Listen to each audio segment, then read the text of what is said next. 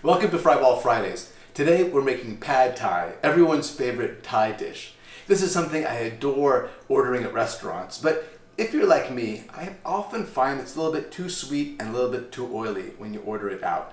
When you have it at home, you can cut back on the sugar, cut back on the oil, and it's a lot better for everyone's gut. Let's get started.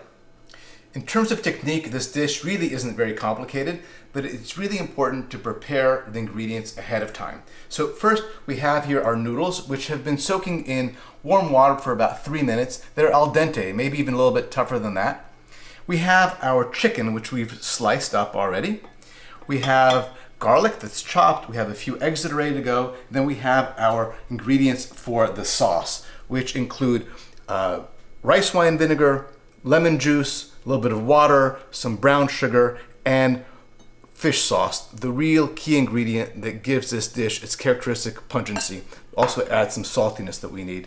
And then at the end we have our final ingredients, which are our scallions, bean sprouts, chopped or crushed peanuts, and then for the very, very end, for the garnishing, we have some cilantro and again some freshly cut lime. Let's get the pan heated and get these things cooking. So the pan's been preheating. We're going to add our oil and then the chicken. We're using a 12-inch pan here so that we have enough room to put the chicken all in one layer. Everything browns nicely. We're going to let it go for about 2-3 minutes on this side, and then we're going to go ahead and stir that to get everything else nice and browned. All right, this is coming along nicely. We'll give it a stir. 2 or 3 more minutes. This is going to be ready to come out of the pan. The chicken looks ready, so let's get that out of the pan. And then we're going to add a little bit more oil before adding our garlic. We're going to let the garlic cook on its own for maybe 10-15 seconds, just long enough where it starts getting aromatic. You definitely don't want it to start getting brown.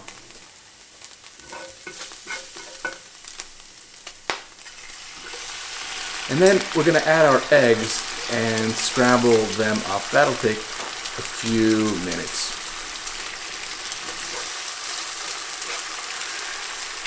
Once the eggs are cooked, we're going to go ahead and add the noodles in. They're a little bit sticky, as they should be. And also we're going to add the chicken back to the pan. And finally, our wet ingredients.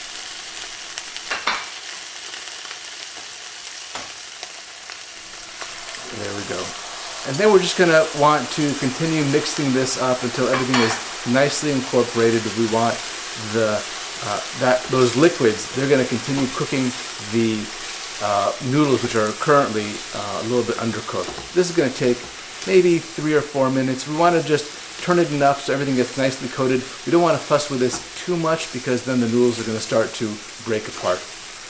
This again, it's probably going to take maybe 2 or 3 minutes. If you test this and you see that the liquid is gone and the noodles still aren't done, you can add another 1/4 cup, maybe half cup of water.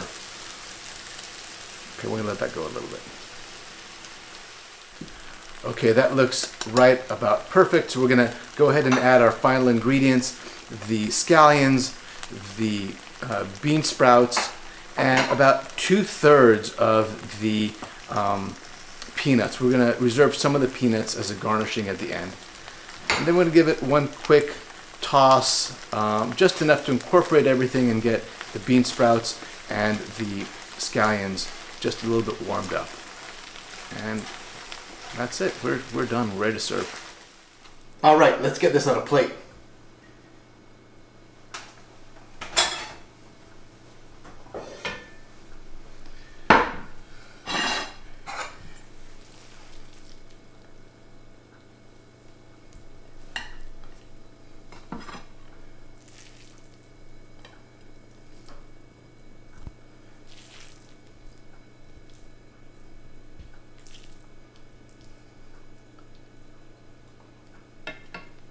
We're going to go ahead and garnish this with some cilantro,